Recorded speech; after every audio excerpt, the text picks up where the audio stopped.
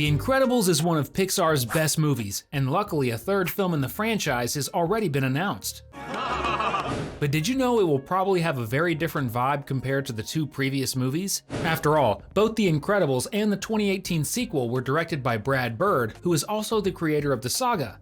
That won't be the case in the third adventure of the Parr family, because the director of the movie will be Peter Sohn, who directed Elemental and The Good Dinosaur, two other Pixar productions. On top of that, Peter also worked on several of the studio's classics, like Finding Nemo, Wall-E, Ratatouille, and even The Incredibles back in 2004. The reason is that Brad Bird will be busy directing Ray Gun, a Skydance movie that will be streaming on Netflix. This is a movie Bird has been trying to get off the ground for years, so it's understandable that he chose to direct it instead of Incredibles 3. However, he will still be the screenwriter for this sequel, which means the chances of it being as good as the first film, or maybe even better, are pretty high. If you thought that was incredible, wait, because you haven't seen anything yet. We're about to tell you everything we know about Incredibles 3. So get on board with us. Another Cinewave is starting right now. It still hasn't been confirmed who the next villain the Parr family will have to face is, but many fans believe he was already revealed in the extra scenes of the first movie. We're talking about Gammajack, one of the superheroes from the Incredibles universe who has recently started drawing a lot of attention online for having a pretty questionable personality. He's even compared to Homelander, the evil Superman from The Boys. The extra scenes of the first Incredibles shows interviews with superheroes who used to protect the world before vigilantes were banned, with some data on them compiled by the National Supers Agency. Gammajack is described as an arrogant hero who believed in the supremacy of superhumans. In other words, he thought that those with superpowers should rule over ordinary humans, which is not a heroic mindset at all. As if that weren't enough, he also says in an audio recording that he had a priority list when it came to saving people. He always saved the pretty women first and left the others for last. Can you believe that? I see if there's any good-looking women who need to be rescued immediately. On top of all that, Gammajack was extremely powerful. Out of all the heroes who were on Syndrome's threat list, he was the second biggest threat, right behind Mr. Incredible. That's because Gammajack's power was creating radiation-based explosions capable of causing anything from burns to complete disintegration. The guy could wipe out anyone with a single attack. That's dangerous, especially since he had that supervillain type personality. That's why the National Supers Agency constantly kept him under surveillance to stop him from turning into a villain. In the end, he was eliminated along with several other superheroes by Syndrome's robots. At least, that's what they want us to believe. The National Supers Agency's file stated that Gammajack, besides being powerful, was also very intelligent. So, did he really fail to fake his own death and hide away all those years? After all, Syndrome also thought Mr. Incredible had been eliminated until he came back into action. So, it's very possible that Gammajack will return as the antagonist of Incredibles 3, wanting revenge on humanity after they spent years resenting superheroes.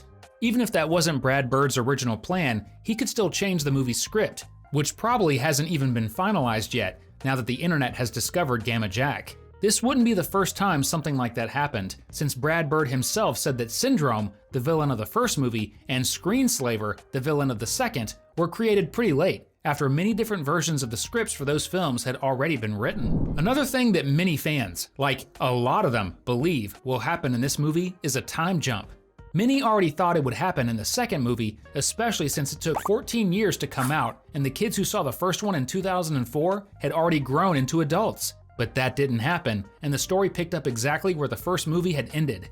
While the idea sounded interesting, the truth is that very few fans liked it. The fact that Incredibles 2 faced criticism for being too similar to the first didn't help either.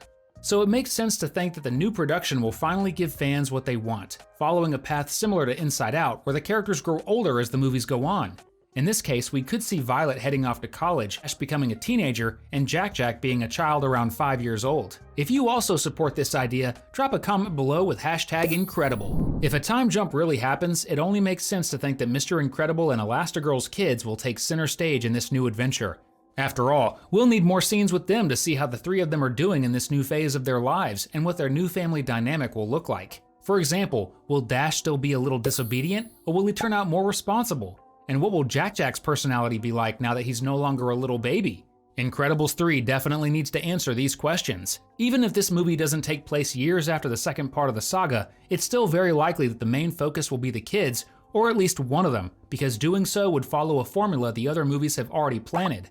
The first Incredibles was centered on Mr. Incredible, the second shifted the spotlight to Elastigirl, and the third really needs to focus on one of the kids. Assuming it will just be one of the kids who gets the title of main character, who do you think it'll be? The truth is, all three of them have a lot to bring to the table. After the release of Incredibles 2, Brad Bird dropped an important hint about what could happen in the next adventure with this superhero team. The filmmaker said he had to cut several storylines from the second movie because they didn't match what he wanted to do at the time, but he made it clear that those abandoned ideas could be reused in Incredibles 3. He already briefly mentioned one of those ideas, the one that actually got Pixar to greenlight the second movie. Apparently, the story would have involved an artificial intelligence, but Bird didn't want to go into detail. It's very likely that he intended for the villain to be a robot that would eventually gain self-awareness and start doing terrible things, like exterminating superheroes or trying to take over humanity, something similar to Marvel's Ultron. Who knows, maybe it was Syndrome's final invention, created before he kicked the bucket. Either way, this idea could easily be carried over into the third movie and would connect even more with today's world, since we're living in the age of AIs generating text and images. And if the AI storyline really is reused, this would be the perfect chance for the movie to bring back one of Pixar's most memorable villains, Syndrome. No doubt all the fans would go crazy, especially since the end of the first movie showed him meeting his end. But we're talking about a superhero movie that loves to make references to the genre. Something that happens a lot in superhero comics is characters coming back to life or revealing they weren't really dead. One of those two things could totally happen with Syndrome. We're leaning more toward the second option, where the team discovers that Syndrome, being as clever as he is, faked his death to hide away and cook up a new plan, which would be using a superpowered AI to take revenge on the Incredibles. Another possibility is that instead of Syndrome surviving, he really did die in the final battle of the first movie. But before that, he would have created that evil AI and turned it into a copy of his own consciousness. So the antagonist would basically be a robot version of Syndrome. Can you imagine? Gammajack, Syndrome, a robot Syndrome? Incredibles 3 has a lot of potential antagonists, but there's another possibility that's been right in front of us since the very first movie: the National Supers Agency, also known as the NSA. This government organization has been monitoring superheroes all along, and their agents even erase the memories of people who find out about the heroes' secret identities. But what if the agency's goal isn't just to protect those who saved the world, but to control them? Some fans even theorize that it was the government that actually gave powers to the superheroes in this universe, since it's never revealed how they got these special abilities, something that usually gets explained in Marvel and DC movies, where each character has their own origin story. One big sign that the NSA isn't as nice as we might think is in a deleted scene from Incredibles 2, where Mr. Incredible and Elastigirl go visit the babysitter who used to take care of Jack.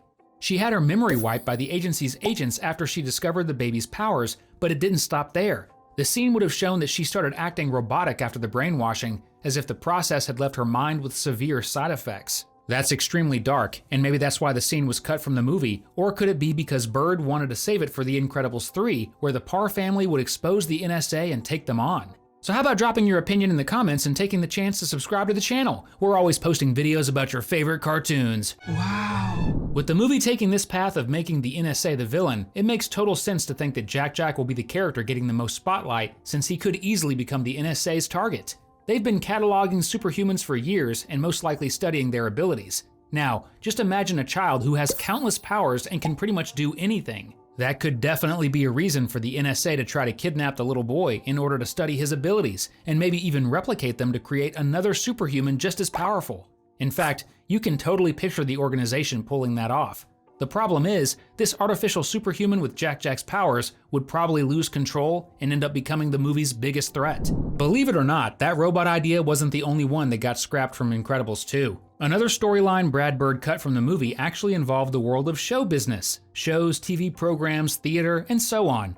And knowing the style of The Incredibles, that could mean the movie would feature a television program run by a villain. Well, considering the saga's movies are heavily inspired by comic book storytelling, this would be another wild plotline that would fit perfectly in a third film and could easily be pulled from the creator's list of ideas. We've left 2 awesome videos right here on your screen so the fun can keep going. Thanks for watching, and see you next time!